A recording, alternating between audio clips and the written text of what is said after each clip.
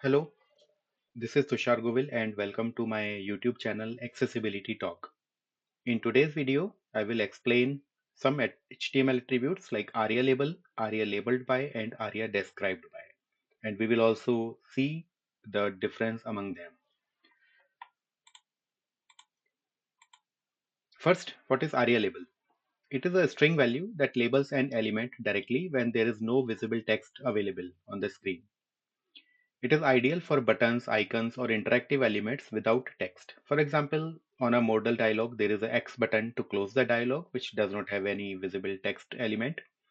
We can give a label for the screen reader to read when tab focus goes to it, so we can use aria-label in that case.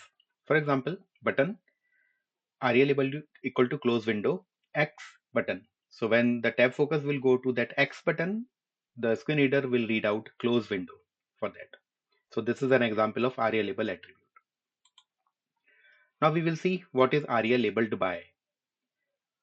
It references the ID or IDs of other elements that provide the label for the current element. It connects an element to existing or visible text elsewhere on the page.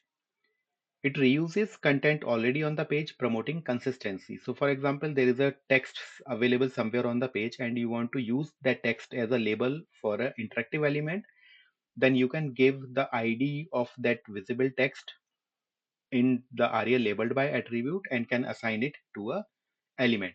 So when the tab focus will go to that button or an element, it will read the ID of that text. So that text becomes the label for the screen reader for the interactive element. For example, we have a heading somewhere with ID equal to title and the heading says login form. And I want to use this login form as a label for my form content somewhere.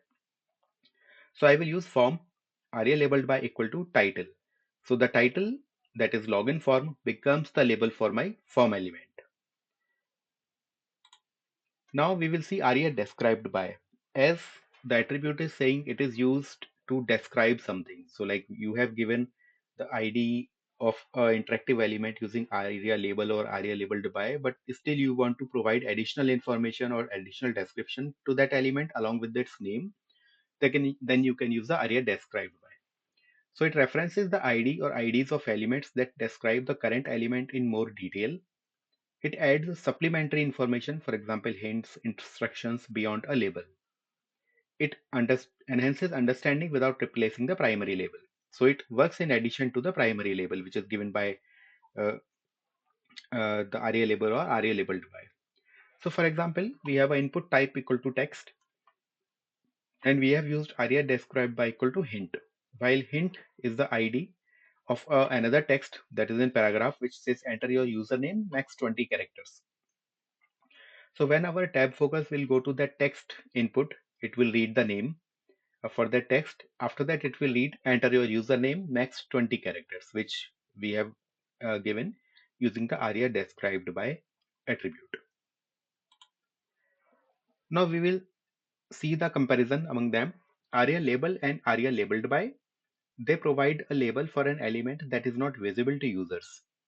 So use aria label when there is no visible text label for an element, for example, X button for close dialog as we saw in previous slide, and use aria-labeled by to point to a visible element for an element. So aria-label will be used when there is no visible text, and aria-labeled by will be used when you want to use a visible text somewhere on the page as a label for the given element. Aria described by, it points to an element that provides additional information about the current element. Like use aria described by to point to additional information about an element. Like there is some paragraph on the page that you want to read along with the when the focus reaches on an interactive element along with its given name using aria label or aria labeled by.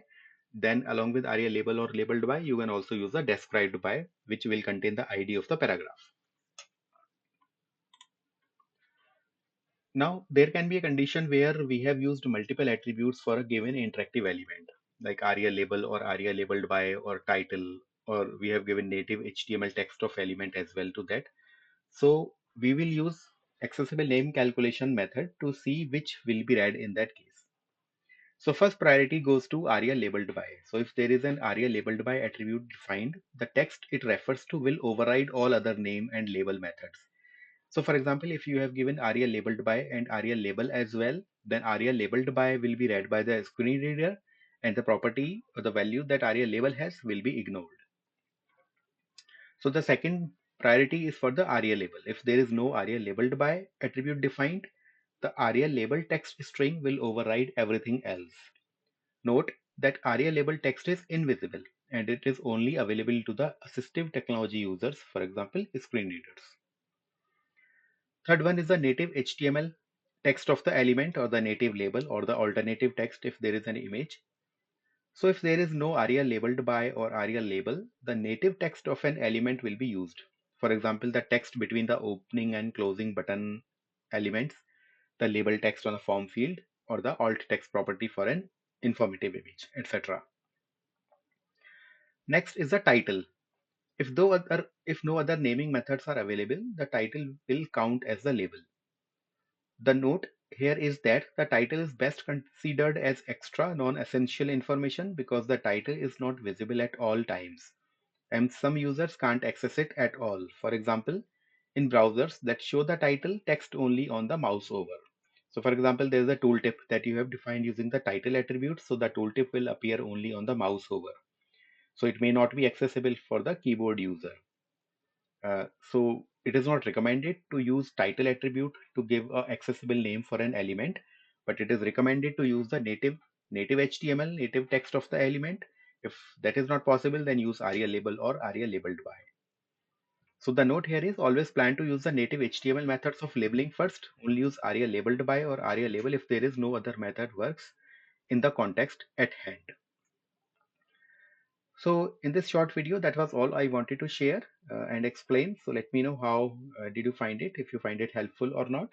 And in the comment section, let me know the topic that you want to see in the upcoming videos. Till then, goodbye and thank you.